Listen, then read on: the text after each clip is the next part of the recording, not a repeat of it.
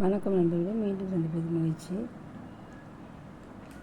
இந்த பதிவில் என்னென்னா, பெருமாள் கோயிலுக்கு தான் போயிட்டு வந்தேன். அதுதான் நண்பர்களோடு ஷேர் பண்ணிக்கிறேன். இன்றைக்கி மாசி 1 விஷ்ணு புண்ணியபதி காலம் அப்படின்னு சொல்லிட்டு யூடியூப்லேயும் இன்ஸ்டாகிராம்லேயும் நம்ம சகோதரிகள் நிறைய ஷேர் பண்ணியிருந்தாங்க. கோவிலுக்கு போனால் சிறப்புன்னு. அதனால் நானும் கோவிலுக்கு போயிட்டு வந்தேன் ஃப்ரெண்ட்ஸ். அதை நம்ம நண்பர்களோட நம்ம ஃபேமிலியோடு ஷேர் பண்ணிக்கிறதுல எனக்கு சந்தோஷம். பெருமாள் நல்லா அலங்காரம் பண்ணியிருந்தாங்க. யாகமும் வளர்த்துருந்தாங்க ஃப்ரெண்ட்ஸ். அங்கே இன்றைக்கி விடிகாலம் 4 மணி 5 மணிலேருந்தே நிறைய மக்கள்லாம் தரிசனம் பண்ணியிருக்காங்கன்னு பேசிக்கிட்டு இருந்தார். அங்கே குருக்கள் பத்மாவதி தாயாருக்கும் நல்லா அலங்காரம் பண்ணியிருந்தாங்க. அந்த 500 ரூபாய் தாள் மாதிரி வச்சு அதால் அலங்காரம் மாலை போட்டுருந்தாங்க. நல்லா இருந்துச்சு. நீர்வண்ணன் பத்மாவதி தாயார். இது மறைமலை நகர் NH3 பார்க்கில் இருக்காங்க. இவங்க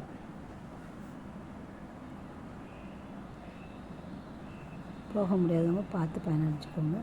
மேலும் இங்கே கம்மிங் சண்டே மாசி 3ஆம் தேதி திருக்கல்யாண வைபவமும் இருக்க போல் இருக்குது. அது நோட்டீஸ் போர்டு வச்சுருந்தாங்க. அதையுமே கொண்டு வந்திருக்கேன். யாருக்கெல்லாம் வாய்ப்பு இருக்கோ அவங்கெல்லாம் திருக்கல்யாணத்தில் கலந்துக்குமாறு கேட்டுக்கிறேன். Thank you friends. வாழ்க வளர்க.